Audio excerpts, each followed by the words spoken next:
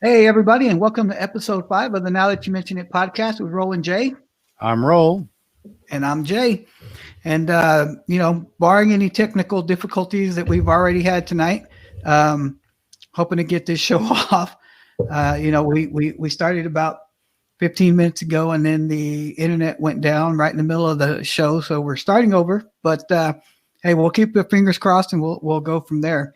The funny thing is, bro, is that we are so um, wrapped up in our technology and all the things that come along with it, man. Internet issues, computer issues. Last week we had mic issues. Yep. Cell phones, all that good stuff, man. All of it is kind of we're kind of bound to it at this point in our life, and there's not a whole lot that we can do about it.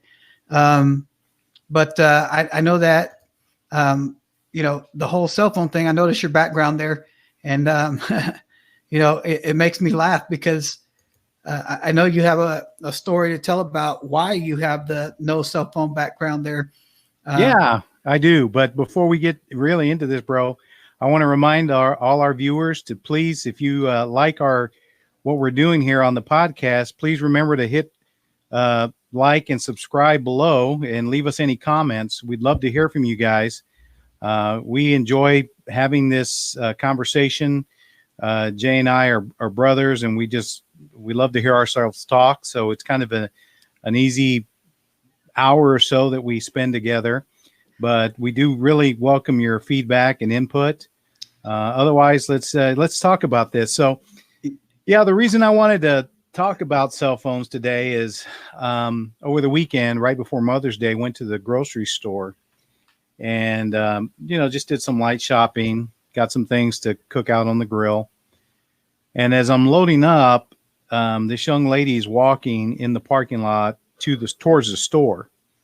The vehicle parked next to me, which is a fairly good sized SUV, is backing out of the parking space. And this young lady is just fully engrossed in her cell phone. She has no idea where she's walking or what she's doing. She's not paying any attention. And as I see her out of the corner of my eye, and I see that the car hasn't seen her and continues to back up, and she's walking right into the path of the car, I yell out to her, "Ma'am, watch yourself," at which time she kind of just stops for a second, looks up and makes kind of a dirty look at the guy in the car, and then puts her head right back in the phone and continues walking. Doesn't say thank you, doesn't really acknowledge me or other than giving a dirty look to the person in the car, just fully engrossed in her cell phone. And unfortunately, I've been witness to more and more situations like this where people have become so engrossed in their cell phone, they're oblivious to everything else around them.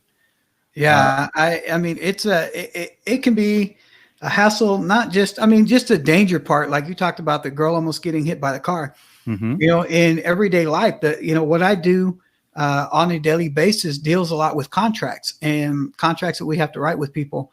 And I can't tell you how many times I've had somebody come in and I'm trying to explain a contract to them. I'm trying to explain the terms of their contract. I'm trying to explain the ramifications of their contract. And this is what I see. You're like, huh? Right. Oh, yeah. Okay. Yeah, no problem. Yeah. Where do I sign? And right. It's like, do you understand what you're signing? Because in 1 month, I promise you, I'm going to be calling you saying, hey, you haven't fulfilled the terms of your contract for this month. And you're going to say to me, well, nobody ever told me that. Exactly. And I promise you we did. Well, and I can tell you too that there are times when we're having meetings and I try to keep a no cell phone policy during meetings because I treat it as if it's important to you to come give me your time. I'm going to give you my time, my full attention and focus. And I don't like it when people will answer their phone in the middle of a meeting. It sometimes can disrupt our momentum. We lose our train of thought. We continue to get delayed by these cell phones. So it's irksome whenever somebody does take a phone call. Now, I understand if it's an emergency situation, but I've had meetings with good people, but they cannot break themselves away from the phone. The phone rings or it dings and it immediately grabs their attention. Now, I'm in a business where probably 80% of what we do is driven by the cell phone. So I know it's important, but I think we have lost a significant amount of interpersonal interaction because of the cell phone. The cell phone seems to dictate in so many ways how our attention span is given to any one person. I don't know about you, but whenever we go out to eat, sometimes even at home when we're having dinner as a family, I can't help but notice that everybody is focused on their lap. Everybody's looking down, or if it's on the table. So we've tried to conscientiously limit it, but at the end of the day, it has become so ingrained in our everyday life, where people are actually developing. I don't know if you've ever heard the term text neck, but it is essentially, it's an affliction now that people are experiencing because they're constantly doing this. They're constantly down at the screen for such a significant amount part of the day that they're having neck issues. They're going to eventually develop, upper back issues because posture is being disrupted by people who are focused solely on their phones or iPads or whatever the technology is. So, the no cell phone use is the other thing is in real estate, I do a lot of driving. Right. And so I'm constantly on the road looking at properties or driving markets on tours. And I can't help but notice again that how many people cannot stay away from their cell phones while they're driving. I'm sure you've experienced it all the time. Yeah, on your commute.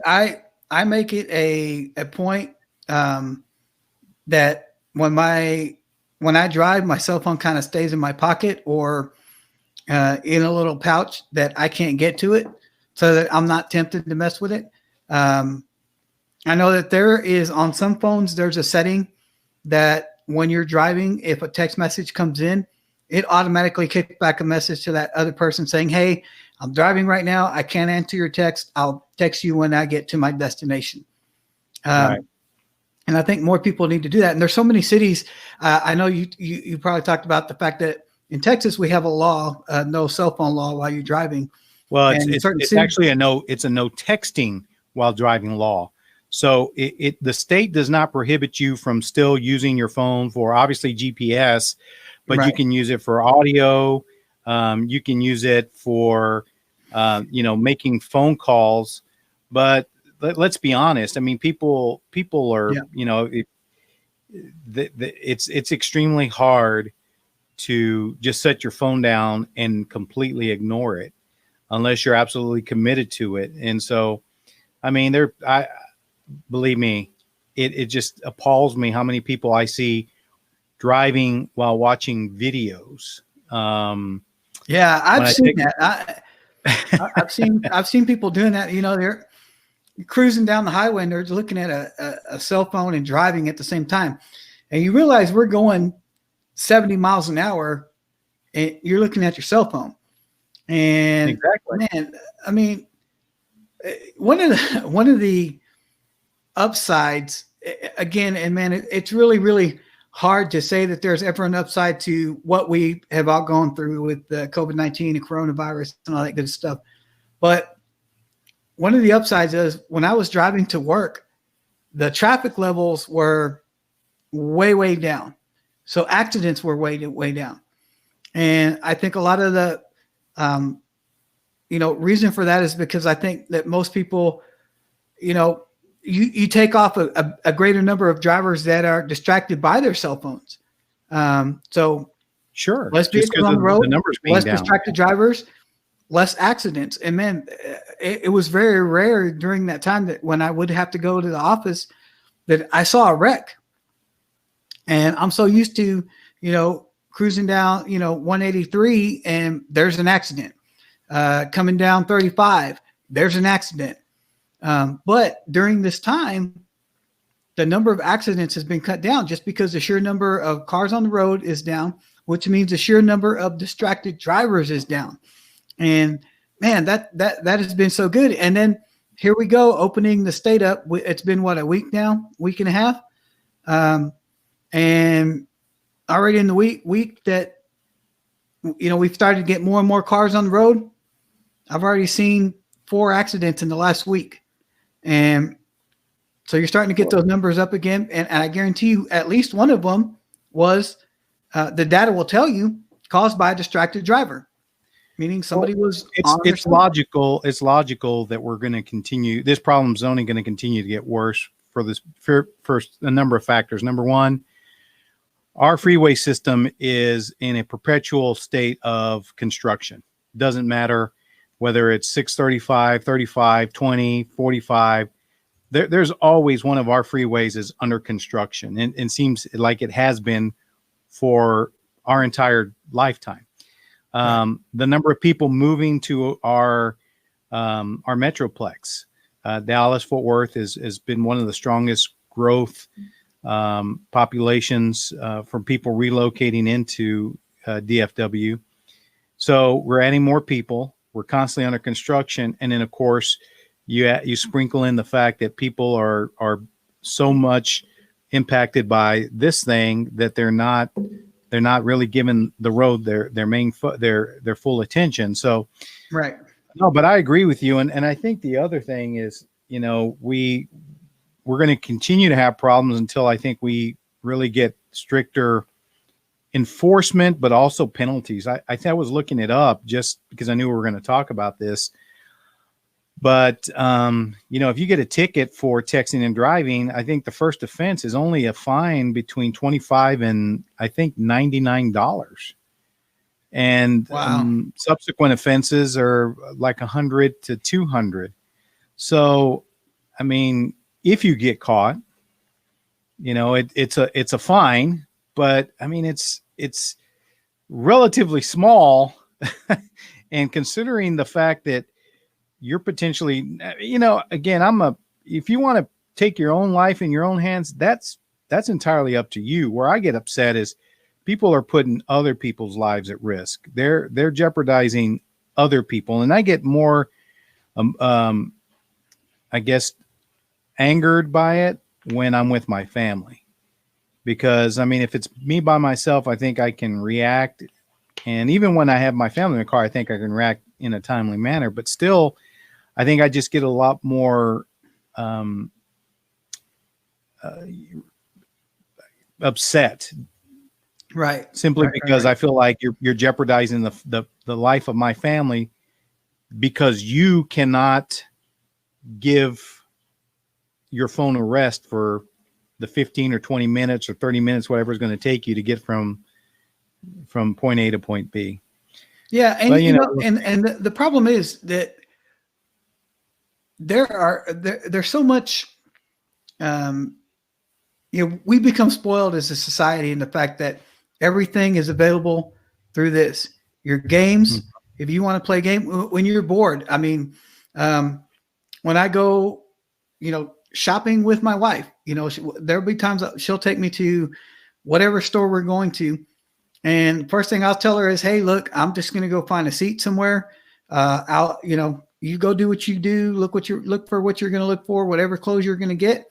And I'll just be over here playing Candy Crush on my phone, or golf on my phone, or scrolling through Facebook, or, looking at, Instagram, whatever it may be. We're all tied into social media. I know you're one of the few people in the world who has kind of shunned social media until we started doing this again. And I told you, you got to get back on your social media game. You have to. Yes, you did. You're absolutely right. And I got to be honest with you, I'm still having problems with it. I try to get on Facebook a little bit more, but I think part of it is there's just, number one, there's so many things going on, and you can go, you and I have talked about this before offhand, is you can go down so many rabbit holes watching videos on YouTube. Facebook.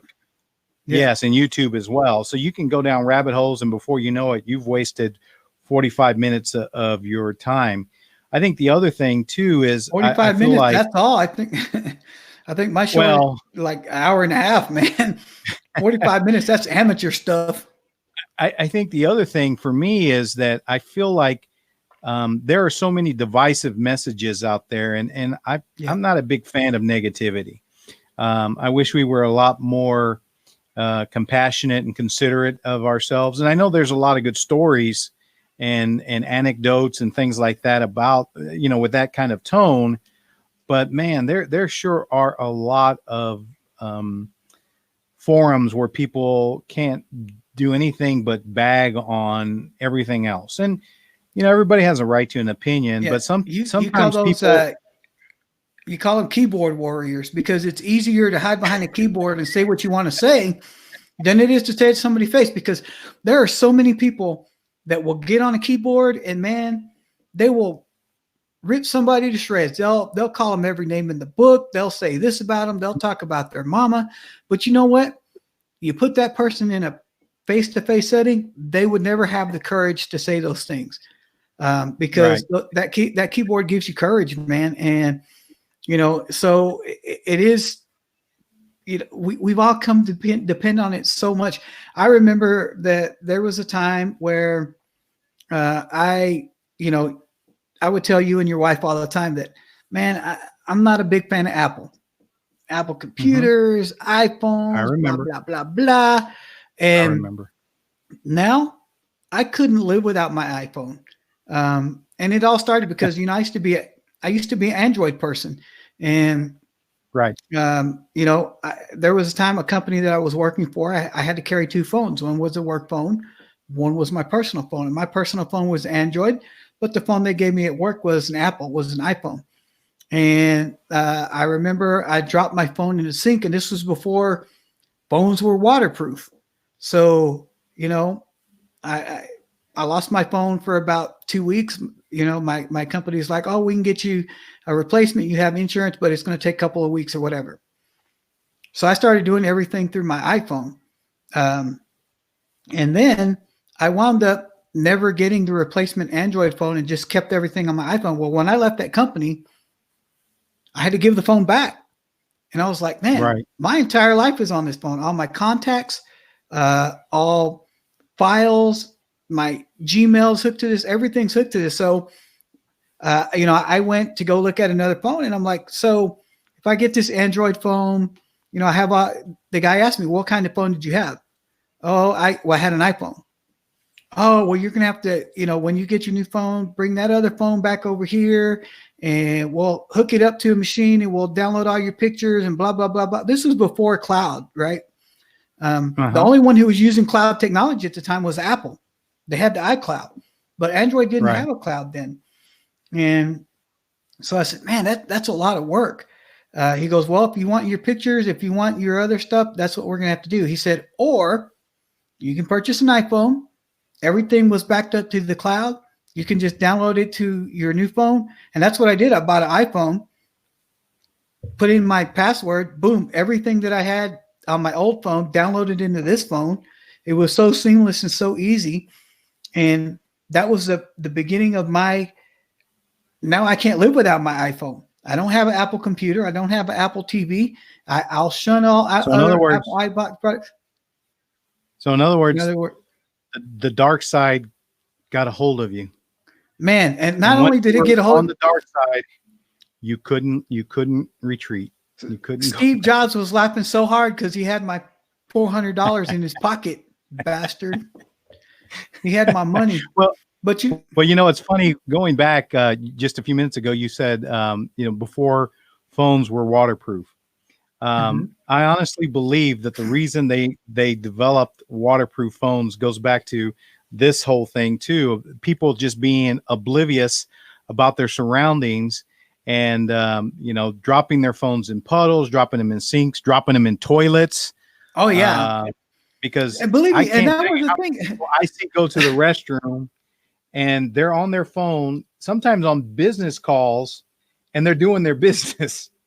Yeah, no, and I've had, again, I worked in restaurants, and I had, not only customers that would come to me and go, hey, do you have somebody who can fish out my cell phone? I dropped it in the toilet while I was in the restroom, and I'm like, you dropped your cell phone in the toilet while you were in the restroom, and you want me or one of my staff to go get it? Nah, I don't think so, buddy. I'll give you a pair of gloves and you can go grab it out of there yourself. I'm not reaching in there to get your cell phone. But I had employees do the same thing. Employees would go, hey, man, I dropped my cell phone in the toilet. And I'm like, oh, God, are you serious? You're at work and you dropped your cell phone in the toilet? Well, yeah, I was in the restroom. And it became a thing. And it still is a thing where people drop their cell phones in the toilet. And you're right. I think cell phone companies had to get to the point where they had to develop waterproof phones to avoid just those things. I myself have dropped my phone in the sink washing dishes, Yeah. and then you just resort to the old bag of rice trick. Yeah, I've been fortunate. I can pretty much detach. I feel like there's very few phone calls that are so important that I can't either take a break from what I'm doing to answer the phone and go sit somewhere, or the phone call can wait till I finish doing my business. Because, when I'll be honest, when people were on their phones in the restroom and I was in there, I was one of the guys that did multiple flushes on the toilet just so it could so the people they're talking to know that they're in the commode. Well, hey, just so you know, when your brother calls, you need to answer the phone, because I feel like there's sometimes when I'm calling and you look down at your phone, straight to voicemail. But one of the great things about the phone is we all have access to the things that we like to do. And one of the things that we like to do is look at ESPN, man, the ESPN app. Yep. And speaking about ESPN, the NFL schedules just came out this past week. So what I want to do is let's bring in RJ. Let me get him here. Hey, buddy, how you doing? Hey guys, good. How about you guys? Living the dream, brother. How about you? Yeah, this is one of the Rocking a new shirt this week. This is one of these guys that lives with his phone all the time. I don't know about that. I would beg to differ. Well, again, RJ, one of the reasons why we wanted to bring you on is to talk about, the Cowboys schedule this next, sports the next year, and that's assuming, like everybody there else, is a that season. There is going to be a season, and it looks more and more every day like there's going to be. I think the NFL starts so far back in the year, starting in the fall, that they kind of figured they were going to be able to get their season up and running. NBA hasn't been so fortunate. Major League Baseball is coming up with a plan, and they look like they're getting ready to start up right around July 4th with redoing spring training probably here in the next couple of weeks. The plan is still being put into place, and the one thing that may keep the Major League season from happening is just the them figuring out how they're going to divvy up the money. But I think the NFL is real certain that the season is going to happen. And so they released the schedules with no modifications. And of course, with us living in Dallas and you guys being the biggest Cowboy fans that I know, let's dive into their schedule. So what I'm going to do real quick is let's take a look at, give me a second here, boys. Let's talk about the first half of the schedule, and I've got it up here for you. So week 1, we're looking at the Rams in their new uniforms. Week 2 against the Falcons. Week 3 against Seattle. Week 4 against Cleveland. Week 5 against New York. 6 against the Cardinals. 7 against the Redskins. 8 against the Eagles, and then 9 against the Steelers, and then the bye in week 10. So let's look at the first half of the schedule, and we'll delve into the second half here in just a minute. So let me get you guys back over here, and let's talk about that for just a minute. So, how do you guys feel about the first half of the schedule? I see more wins than losses. So I think, week one, I'm gonna say they take a loss just because they're obviously getting situated with Mike McCarthy as a head coach, and a part of the whole Corona thing has kind of dug into spring training and all the normal training that they'd be doing right now. So I think maybe there's some, not necessarily rust, but just getting more acquainted that first week. So I do have them taking the first week as a loss, but then I have them winning up until the first matchup with the Eagles. So you think that even after losing their running back, the Rams are still going to be in it enough to win the first week of the season? I don't necessarily think they're gonna. I'm not saying they're gonna have the greatest season, but I do think they're gonna be excited about that new stadium and definitely want to come ready to play. But things can change. That's just how I see it. I didn't want to be. I guess more than anything, I didn't want to be too overzealous, if you will, and give the Cowboys too good of a record. So you don't have them going 16-0? No, I don't have them going 16-0. Well, I think honestly the Cowboys are really in the first half of the season, or the first 10 games. Seattle and Philly are the only two that I really worry about. I think the Cowboys, one, because you have consistency in pretty much our offensive core. Dak, Zeke, Amari Cooper, Michael Gallup, Jarwin. So I think our offense I think they're going to be in sync. I don't think that McCarthy coming in is going to really disrupt their chemistry. In fact, I hope it makes it better. And then you're going to add in some additional talent. Seattle, I always worry about Seattle because you can never count out Russell Wilson. The guy's a winner. He's a quality quarterback, a solid leader, and he never gives up. So, I mean, that kind of Russell Wilson is solid, man. I like that kind him. of play. I think he's got what it takes to take his team. And then the Philly, just because I always think with Philly, we're going to go 1-1.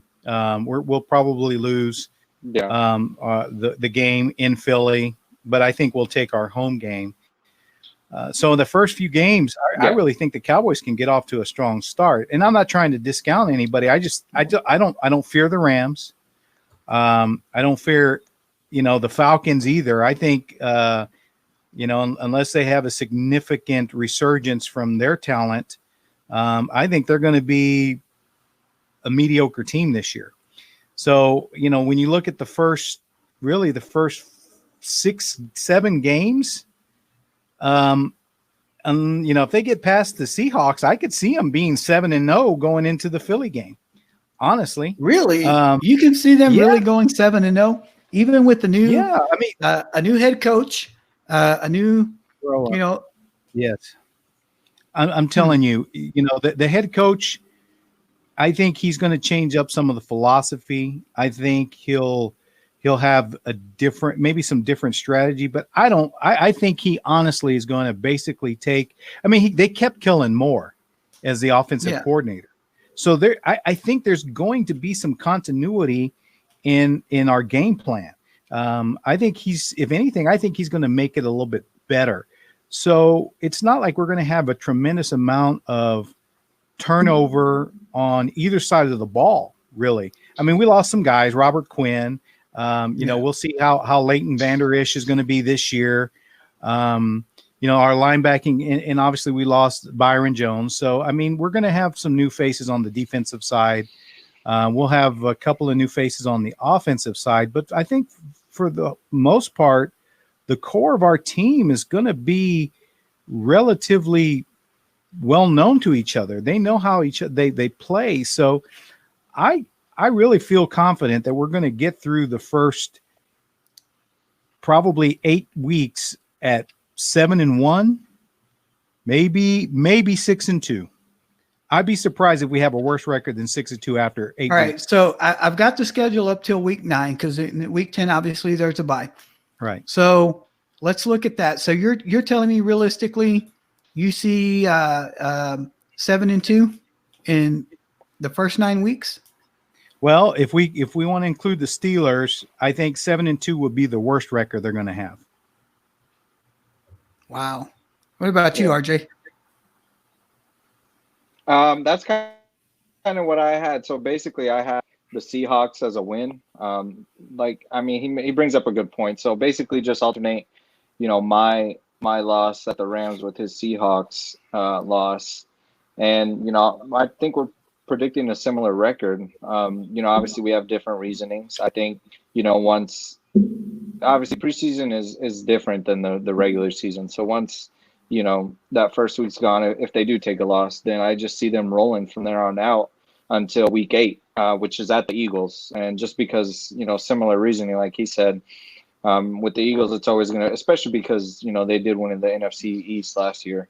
It's just going to be a fight. So I think we lose that first one, but going into the bye week, I think we are 7-2. Man, I see 5-4 there because I see losses to the Rams. I see losses to the Seahawks. I think that the Giants, always being tough, even with Daniel Jones, may be a fluke loss. And I see a loss to either the Eagles or the Steelers. Come on, dude. I just don't see 7-2, man. I don't know.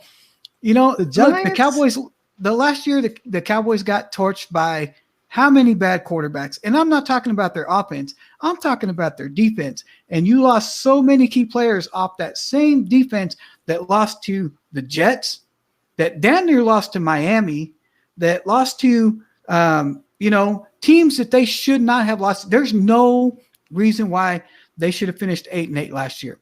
And you cannot put it all on the offense. The offense this year is upgraded. But, man, the defense took such a hit in the offseason because we lost so many key defensive players. Have we really replaced them? And that's where I see the problem. And, yeah, I get it. There are teams that can go out there a la Kansas City and win a title with a adequate to subpar defense and with a shotgun offense. It can happen. It's been proved. Kansas City did it last year. Their defense wasn't that great, but their offense was spectacular. And now the question has to be, have the Cowboys upgraded their offense enough to kind of fall into that same mold as Kansas City?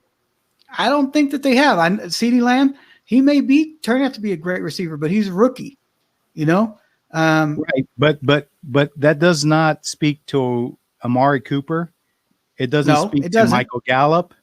But it does speak to the fact that I think Dak is going to be playing with a chip on his shoulder. I think he's going to be playing with the attitude if he doesn't get his contract before the start of the season, or by the July deadline. He's going to have that attitude of, oh, okay, well, they want to play me on a franchise tag. He's already not participating in the optional drills, which if he were a team leader, even though the guy's going to get paid $33 million regardless, even if he's playing on a franchise tag, man, $33 million is nothing to sneeze at. And, for him to say, well, I'm not going to participate in the offseason drills, optional drills, because, you're not going to pay me my money. I think that we're overlooking that fact. And I think that, he's not building that rapport with CeeDee Lamb or, I think that there's some hurt feelings there, and I think that'll play a lot into it. Maybe you're right, well, but I'll offer this up. If he's if he doesn't have a deal going into this year and he's playing under the franchise tag, this has to be an important season for him, because if he goes out there and flops, if he goes out there and has a mediocre season, if he goes out there and shows everybody that maybe he's not the quarterback we thought he was, he ain't going to get that money, whether it's from here or anywhere else. Right. So while I do agree with you that there might be a little bit of rust or some of the timing may not be optimal, I still think Dak at the end of the day is going to go out there and win, because if nothing else, he's going to make it even harder for the Cowboys not to pay him even more money. I think it'll be I think it'll be maybe a little bit tumultuous, but I honestly think with the level of that he's taking these last couple of seasons and the skill set that we have on our receiving core, we obviously have an awesome tight end in Jarwin. Again, I think at running back, we're as stout as anybody because you have Zeke, and then Pollard has proven that he's an effective runner.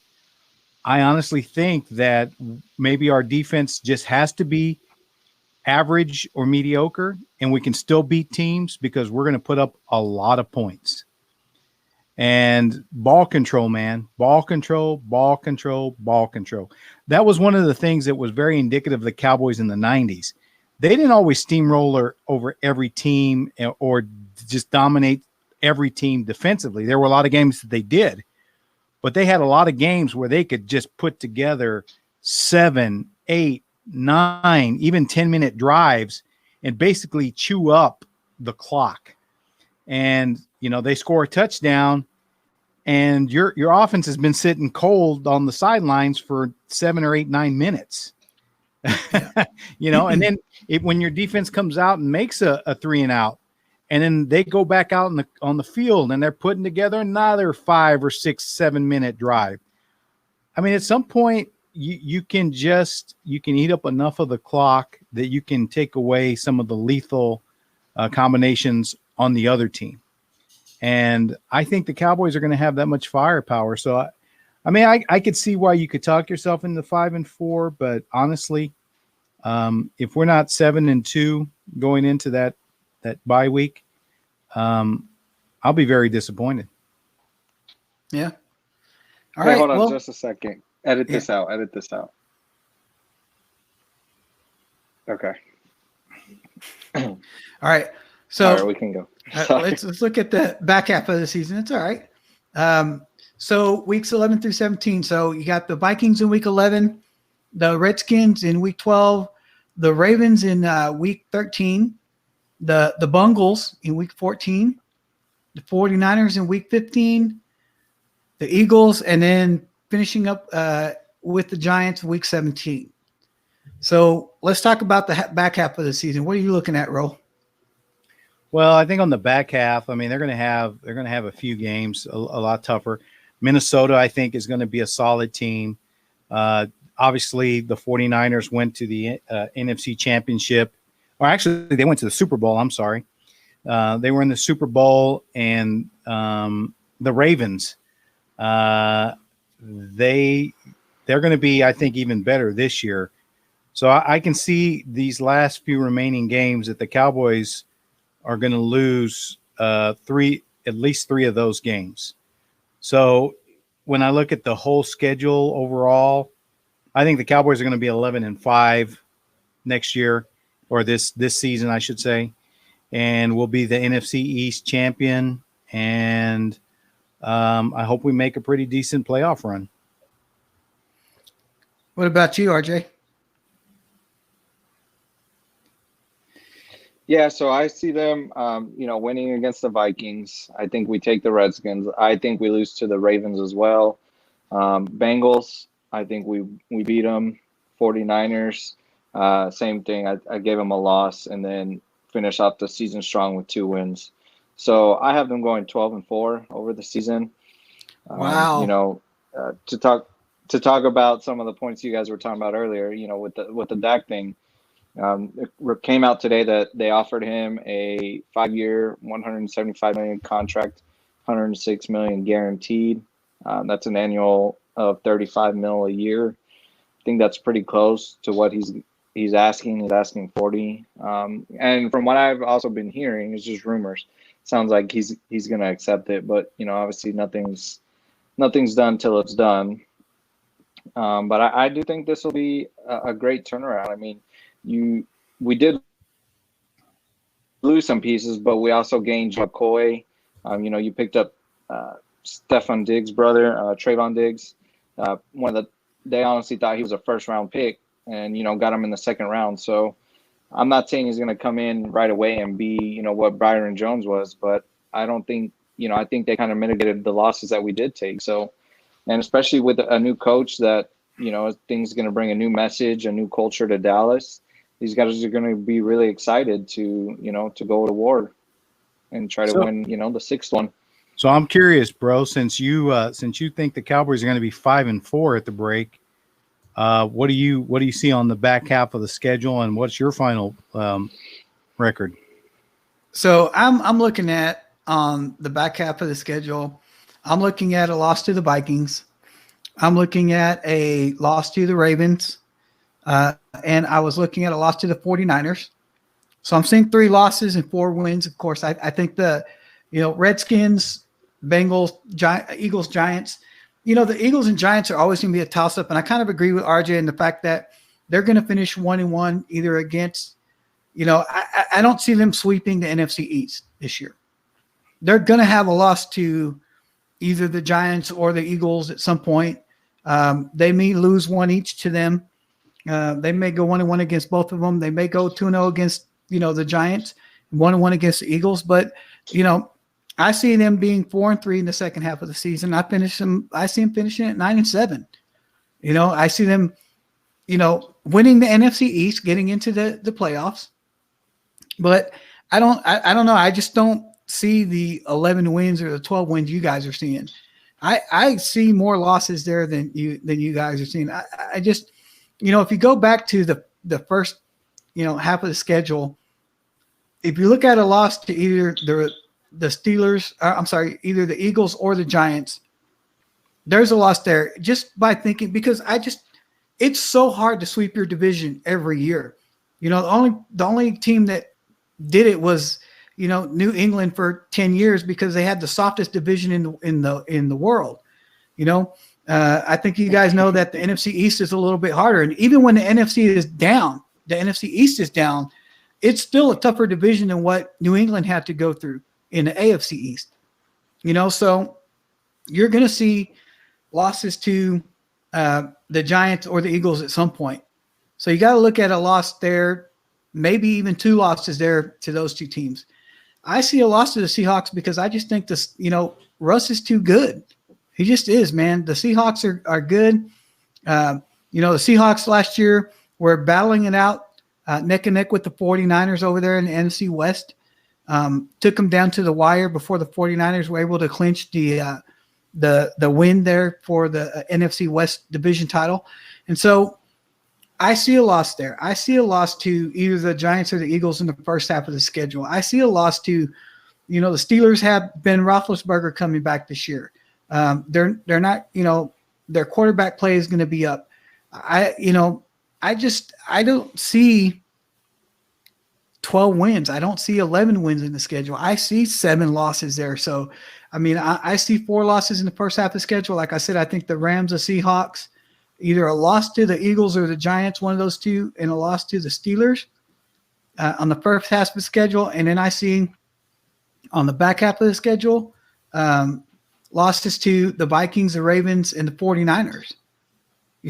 So I see 7 losses there, and that's just, my way of thinking. I think that with a new coach, with a defense that, yes, was they did add some players, RJ, through the draft, like you said, but again, you're talking about having rookies step up to fill holes like what Byron Jones left behind. It's a lot easier said than done, and I just, I see them finishing 9-7. That's where I'm at with them.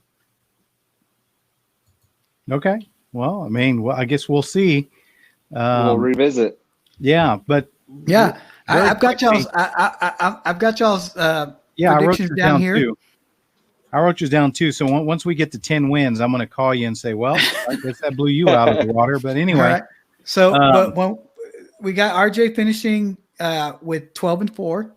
Right. Roll, you're finishing at 11-5, and I'm calling 9-7. Right. So, a couple of notes about the schedule. Cowboys do have 5 primetime games this year. In week 1 against the Rams in their new uniforms. Week 6 against the Cards, and I think that's to show NFL really wanted to see Dak against Kyler Murray.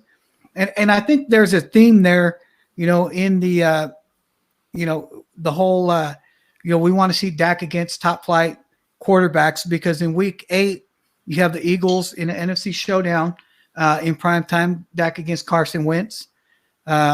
Week 13 you've got a showdown with the Ravens and Lamar Jackson, and then week 15 with the 49ers. So So you're saying Jimmy Garoppolo is in that conversation of elite quarterbacks? Is that what I'm understanding? No, but they want to see them against a team that was in the Super Bowl. That's a marquee matchup because it's the Cowboys. Gotcha. I don't know. I don't remember if you saw it or not, but I sent you a little video with a guy that was throwing water bottles. As NFC quarterbacks. Yeah. And for Jimmy Garoppolo, he was just handing the water bottles off to the players. Yeah. He didn't even throw one of them, because that's kind of what Jimmy Garoppolo has become. But I just can I point something out about the schedule? Yeah, absolutely. Go ahead, man. I don't know if you guys knew this, but the Cowboys have a chance to make history this year. They play all of the bird teams this year, and no one has beaten every bird team in a single season. I'm not saying they're going to, but they have a chance to do it. Well, the last team to actually beat all the bird teams in a single season was the Cowboys in '92, but they didn't beat the Ravens because the Ravens weren't around. But they did beat all the bird teams in the league at that time. They beat the Cardinals, they beat the Eagles, the Seahawks, and who else is there? I think that's it. The Ravens. You got the Ravens, the Cardinals. Well, the Ravens weren't around back then. The Falcons. The Falcons. There you go. So '92, they beat the Falcons. They beat the Eagles, the Seahawks, and the Cardinals. And so this year they're adding a new bird team, trying to add a new bird team to the list because of the Ravens that weren't around in '92. So, yeah, they do have a chance to do that, and I think that's pretty cool. One thing that kind of surprised me is that I think it was one of the casinos in Las Vegas released the odds for MVP, and Dak, your boy Dak, is a 9-1 favorite in the MVP race. So where does that rank him? I think it ranked him like around 5th. I think the leader in the MVP race, of course, was your boy up there in Kansas City. No. Mahomes. Yeah, Patrick Mahomes and Lamar Jackson finished second. Who? But I think one of the names that surprised me on the MVP list was Kyler Murray. I think Kyler Murray finished up there pretty far. So, it kind of surprised me to see Dak at that, that big a lead there for in the MVP race. And so that kind of surprised me. But, the Cowboys are going to go up against the NFC West this year, the AFC North. I think it'll be an interesting year, to say the least. I am curious to see how things are going to go with Mike McCarthy in the first half of the season. I think that it's going to be a little bit difficult with him not having access to Dak Prescott right now. And I know that he's a veteran head coach, and he should be able to leap in there and really get things going. But you kind of feel like you need that time with your head coach and your quarterback. Well, one thing that was a point that I wanted to discuss a little bit before we transition into our next topic was the fact that you guys talked about how football is going to roll out their product. When you juxtaposition that against baseball, baseball, they obviously they're going to have a shortened season, but I'm also thinking that they're going to want to try and get as many games in. So they're probably looking on reconfiguring just how long their season's going to go. We're usually dealing with the World Series in October. Yeah. Which means that in the months of November, December, and going into the first of the year, it's pretty much football. Basketball gets started too, but baseball, because I think they're going to try and obviously they're going to try and get their game back going. They're going to try and get as many games as they can play. It'd be interesting to see if they try to push over into November and maybe even December, and how football is going to deal with that. I don't know. I haven't done all my research on baseball and how they plan to schedule it, but I got to imagine that they're one of the three major sports. So you got to imagine they're going to want to try and get as many games and revenue streams coming back in as possible. So you got to. You say three major sports, so you're leaving one out there, pal. Which one is that? Hockey? Hockey. You don't consider hockey a major sport? It is. I mean, I don't mean to disparage hockey. It's, I guess, because by all accounts, soccer is huger than any of these things. When you compare superstars, dollars, and all that stuff, soccer is played on a much larger. Hot sports opinion. Give me a hot sports Nobody cares about soccer. Yeah. The only people that care about soccer are the Bob Sturms of the world, No, there's a lot more of them than you think, bro. There's a lot more of them than you think. I try, I tend to stay away from a lot of topics when I talk to people, religion, politics, but I do talk sports with a lot of people. And, not one of the people that I talk to about sports ever brings up soccer. We'll start talking about the NFL. We'll start talking about baseball, basketball. Hockey takes a really far back seat. But man, I don't know anybody that talks about soccer. My nephews play it. They like to play FIFA, whatever, 2012 on their Sega Genesis or whatever video game console kids are playing on these days.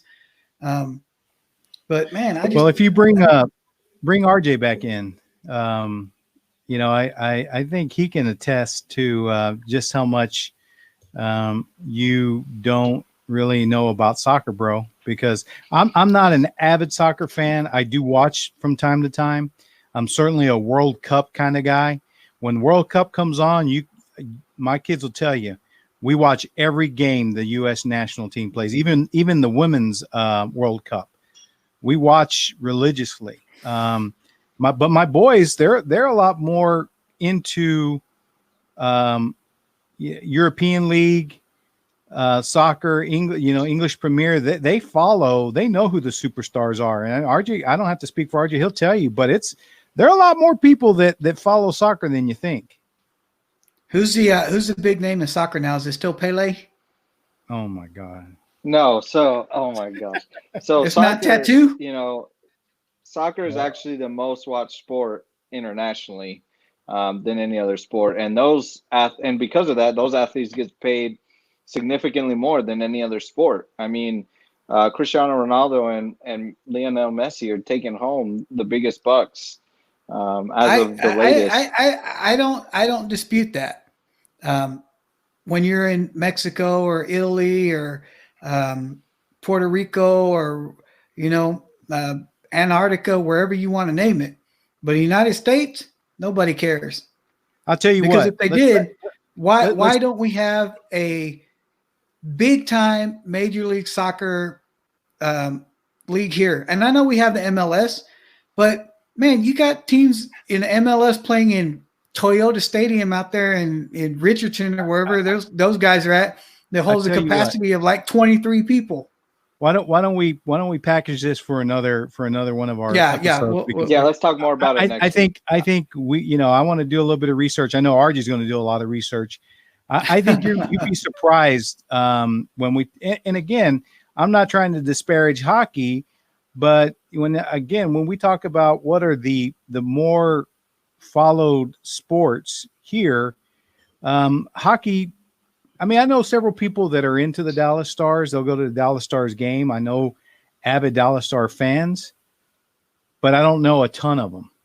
And I'm, again, I may not be the best case study, but the only time I watch hockey is when it gets to the playoffs. That's the only time.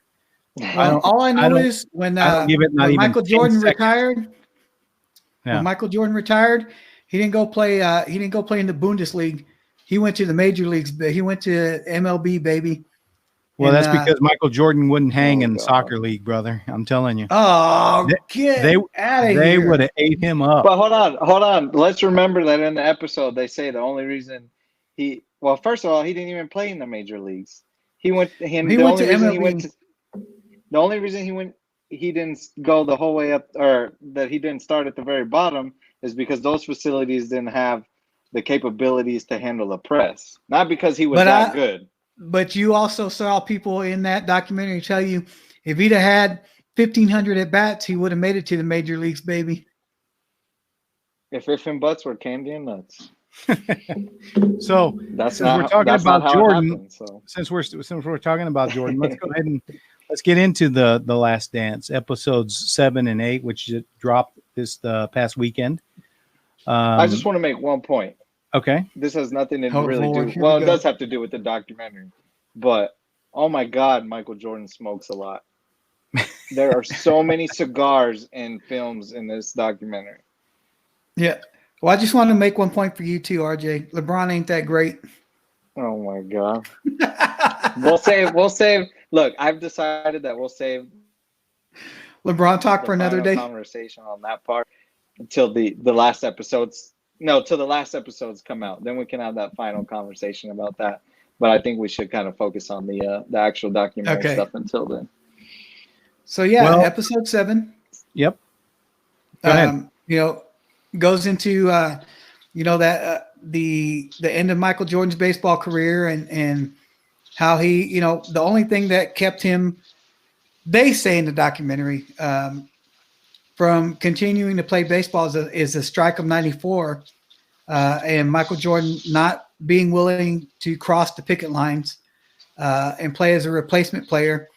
And that led to him going back to practices with the Bulls, because he was bored. And that led to the news of his comeback. What did you guys think about that? Well, I admittedly really didn't pay attention to Michael Jordan until he did come back. As I've said before, I hated the Bulls. I was not a Jordan fan. But I think interestingly enough, I felt a little bit more relatable to him in episode 7, simply because I think he'd accomplished the highest level of success in that league. He'd done what no one else had done in terms of winning 3 back-to-back in the modern era. And I think he was burnt out.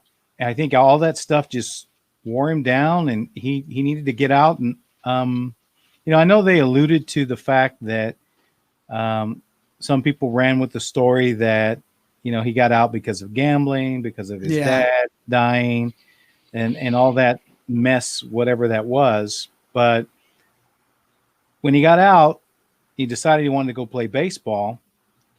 I think he made a commitment.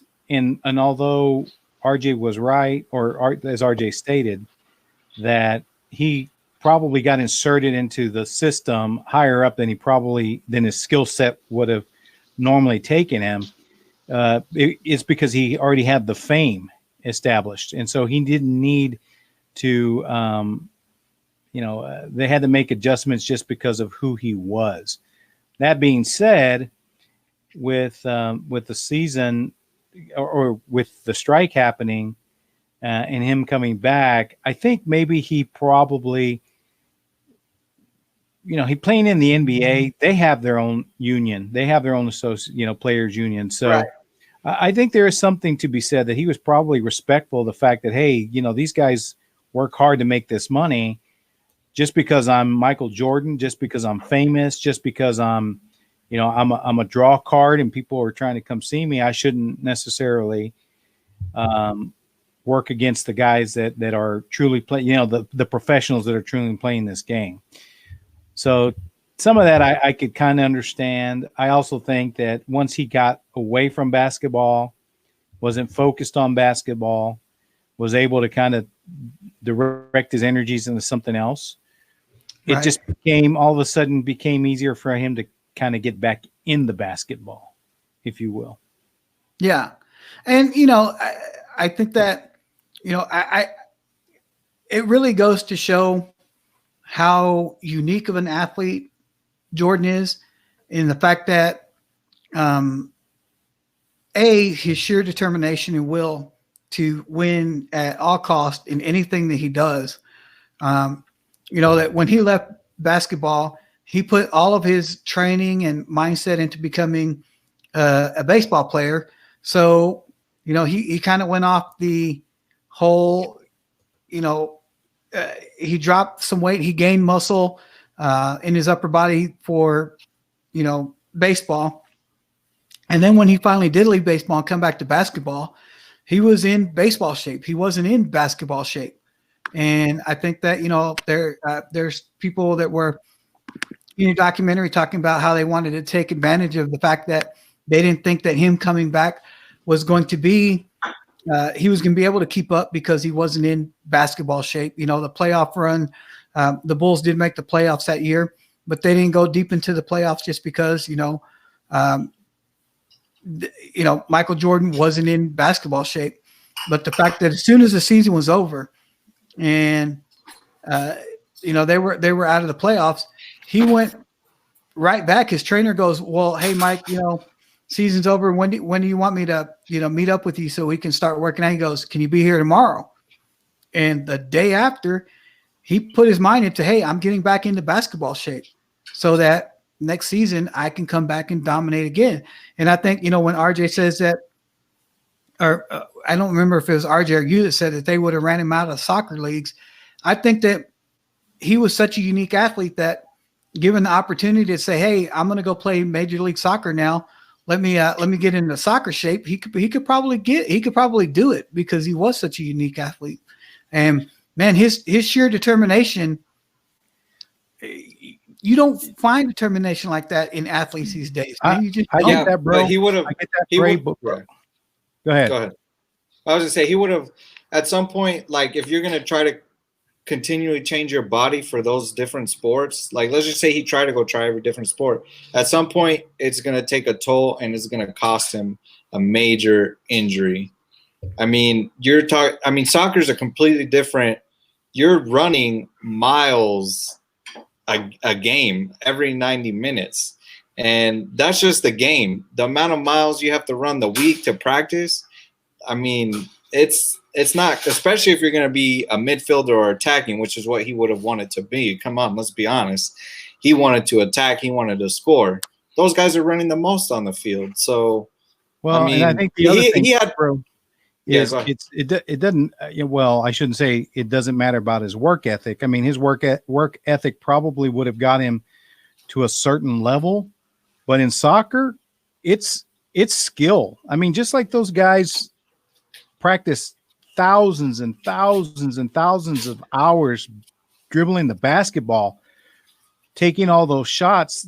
Soccer is the same way. I mean, it's such a touch sport with the ball. These guys that are the Cristiano Ronaldos, the Robertos, these guys, the David Beckhams. I mean, those guys spent years perfecting their skill set to where they had the accuracy or the touch or the ability to see the field.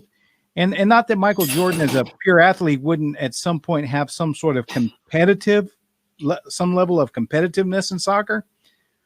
There's no way he could compete with those guys that came up as kids learning how to dribble that ball for 20 minutes without letting it touch the ground.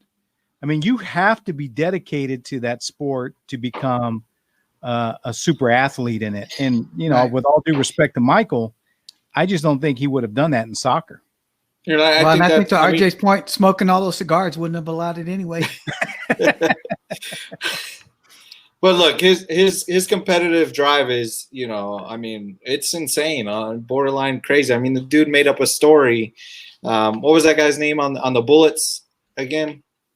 Oh, I don't remember he dropped 37, and then Jordan made up the story that all the dude said was good game, which I mean, apparently according to the documentary later came out to be false. But you know, he made up the story in his head just so he could be, you know, drive himself to have 36 in the first half the next game. So I mean, you know, I see your point, but you know, soccer is just a whole. And you know, the reason he was good at also did do well to an extent in baseball is because he had a background there before. He played it before. Right. Yeah, that's right. He played baseball growing up. Well, I think that, you know, the stories that you hear about him wanting to, for a lack of a better term, exact revenge on a player who he felt slighted him, or a person who felt slighted him. The whole story about seeing George Karl in a restaurant, you know, and George Karl ignoring him, and then led him to want to drive to go light up the Sonics, you know, because he felt slighted by the coach. And you know, the whole Gary Payton, man, it made me laugh so hard looking at the iPad, watching Gary Payton talk. And, you know, Gary Payton said, oh yeah, well, I knew how to handle Michael Jordan. I had to do this and I had to tire him out and I had to do this. And Michael Jordan's just sitting there laughing. He goes, I had no problem with Gary Payton. I had no problem with the glove, you know? Yeah. But you know, some of that though, I do think Michael has this tremendous ego, and he's never going to admit that someone got the better of him. I mean, that's because it's part of his competitive nature. You know, you can say whatever you want to say that, you know, Michael was distracted. It was Father's Day. And you know, there's probably some element of truth to that. But, you know, when you have a guy that basically lives by his reputation, that has such a big chip on his shoulder, and basically to get get handled by someone on back-to-back games, you can't convince me that Peyton didn't get to him. Gary, I mean, speaking of that, you know, when you talk about players getting the better of him, I took this picture when I was watching the TV about. They put up a graphic about beating Michael Jordan and it being such a monumental task. So in his career, he played a total of 1,212 different players.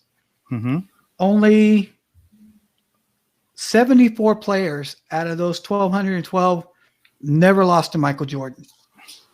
Right.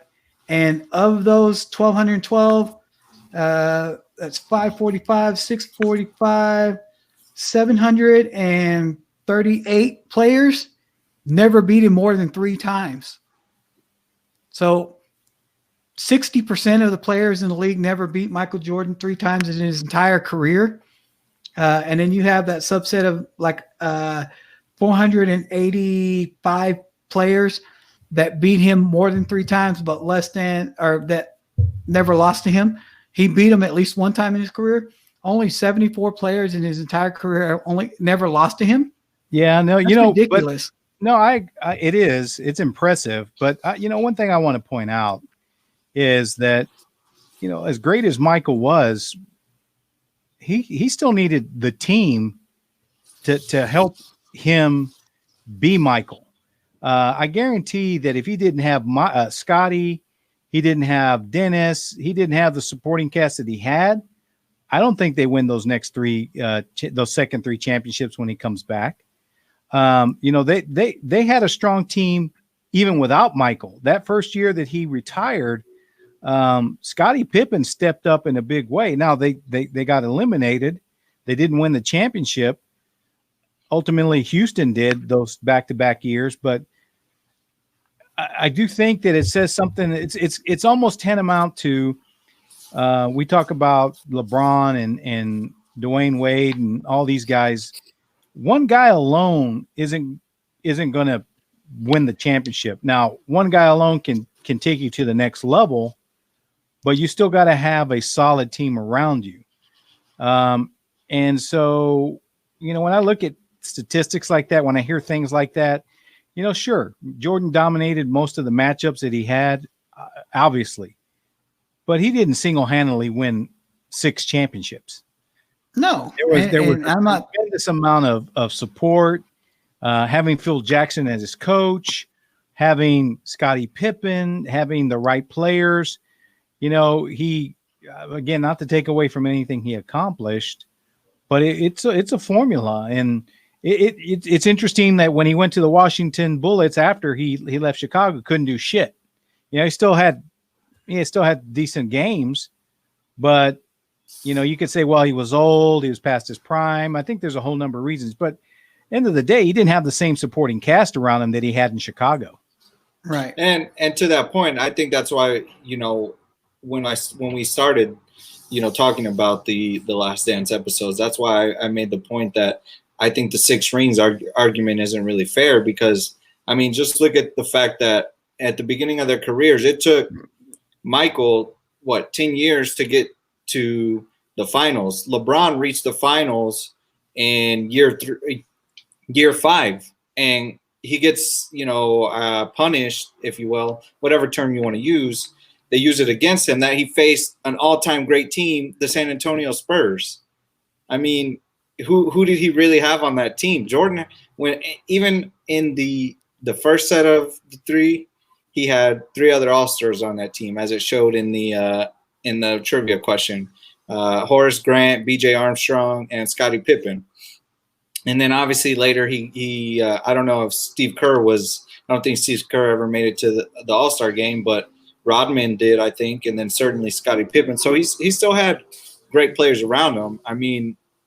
Obviously I'm not saying he's not in the GOAT conversation. I know he is, but I'm just saying when it comes to that, well, who's better, LeBron or MJ? I think the difference is you're talking about a team, and I'm not saying Michael Jordan, but specifically, or maybe I am, but those were bit players, dude. Those guys, yes, they may have been all-stars, one all-star game here, one all-star game there. They were not perennial superstars like LeBron had to put together in Miami with Dwayne Wade and Chris Bosh to win a championship, because Scottie Pippen was a great player, but I think if you would have taken Scottie Pippen and off that team and put him on another team, he wouldn't have led that team to be a great team. And you can't convince me that Horace Grant would have done any better either, because they took when Horace Grant went to Orlando, he had Penny Hardaway and Shaquille O'Neal, and they couldn't beat the Rocket. They couldn't beat Houston. So it wasn't Horace Grant that was the one carrying that team. These guys were tier 2, tier 3 level players, RJ. These guys were not perennial all-stars like you had in Miami, or that you had, I want to talk a little bit about what give a counter argument to what you just stated there. First of all, I don't know that you could classify Chris Bosh as a top tier player, because he never did anything until he got together with the other 2.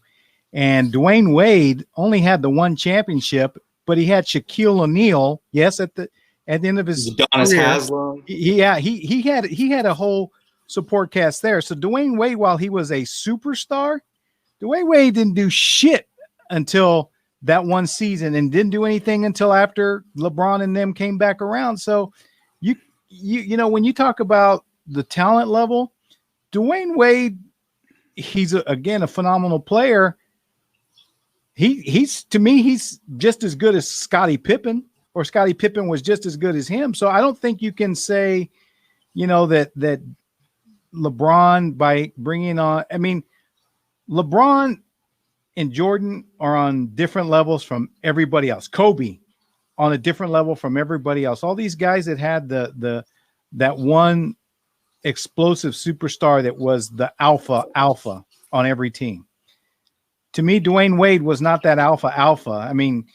they almost got beat by the Mavericks that year. And but for a bunch of whistles that all of a sudden started happening to the, because of the refs, Dallas should have beat them that year.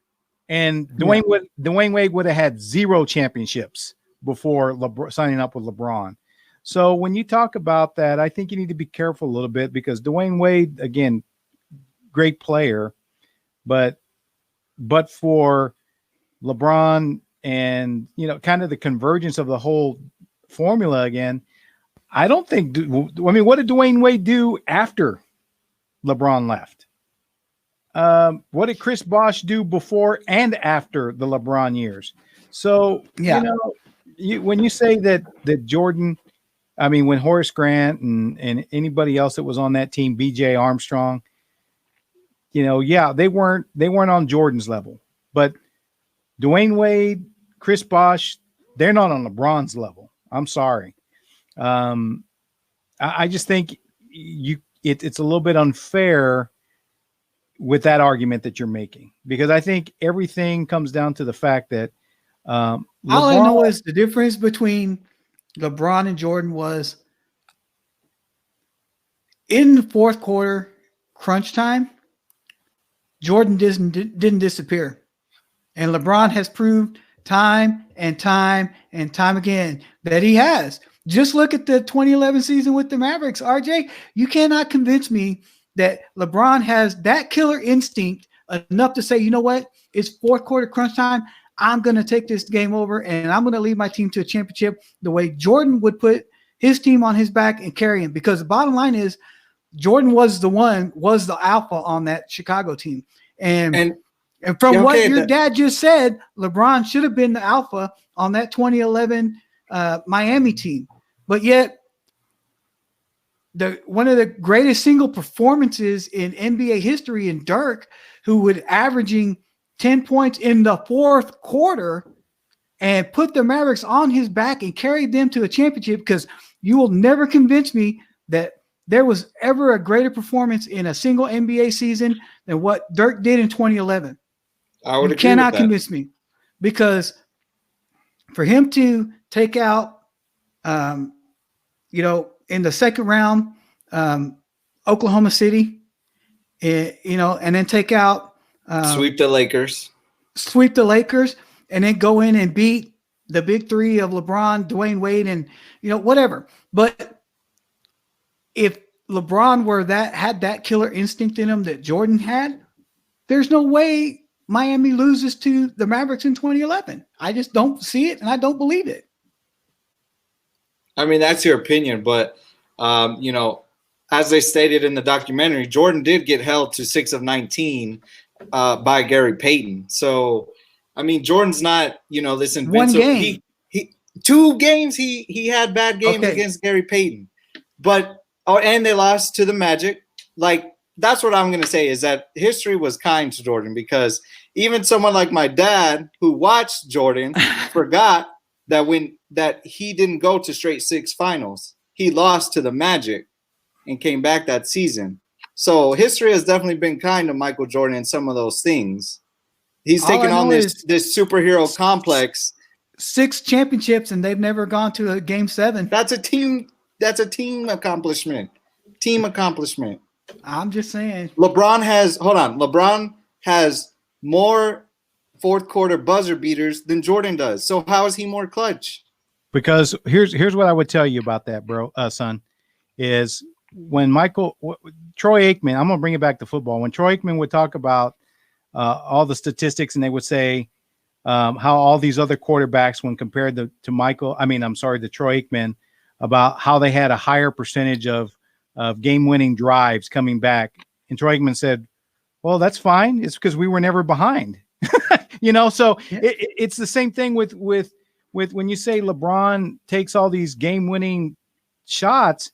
Well, Jordan's team oftentimes wasn't playing from behind, so there wasn't a need to take the game-winning shot. There weren't as many opportunities and another Jordan point, to take that game-winning shot, because they were ahead. And I'm also gonna put out this point, RJ, and the fact that Jordan went and got his points the hard way. if you go back and you watch the documentary, I think it's in episode 5 or 6, they talk about his 3-point shooting and how it wasn't his strong suit. Michael Jordan would go into the lane and Michael Jordan would go get his points the hard way. And, you know, how many times has LeBron had to stop and pop a 3 or, you know, something like that to get his team back up because he didn't have the wherewithal to go in the side and get those 2 points, you know? So you're saying that we're going to punish LeBron for the rules of the game because a shot outside on the rim is worth more? I mean, that argument doesn't really make any – those are the rules of the game. So what if he makes a 3? If he's a better 3 shooter, then he's a better 3 shooter. That's my point is that, okay, fine, look, Jordan might be the better competitor. He might be hungrier, but he's not the better all-around player. He's not a better passer. He's not a better 3-point shooter, and LeBron has a better career field goal percentage than Jordan does. Hey, bro, you want to see me make his head explode? Hold on. One last thing. Here's the Bulls record before Jordan, 27-55. His first season, they went 38-44. LeBron's before LeBron came in the league, Cavs were 17-65. When his first season, they went 35-47. When Jordan left, the Bulls still went 55-27. When LeBron left to Miami, the Cavs went 19-63. That's a huge amount of wins that dropped off. Let me ask you a question, RJ. Which team do you think is LeBron's best team of all his championship runs? Of all the championship runs, probably was it probably his time in Miami? Yeah, okay. Probably Miami. The Bulls sweep Miami in a series in the Eastern Conference Finals, dude. They'll sweep them. They'd sweep them. First of all, LeBron faced the 73 win Warriors. He was down 3-1 to them and came back and won. And sure, you can say Jordan was never down 3-1. That's fine. You can say that. But that's because Jordan's team were the equivalent of the Warriors. They had whatever, dude. No, because the Bulls knew how to play defense. Hey, so we definitely still have a lot more to talk about in the LeBron Jordan discussion. We need to sprinkle in some Kobe because I think props need to be sent out to that guy. 5 championships. Absolutely.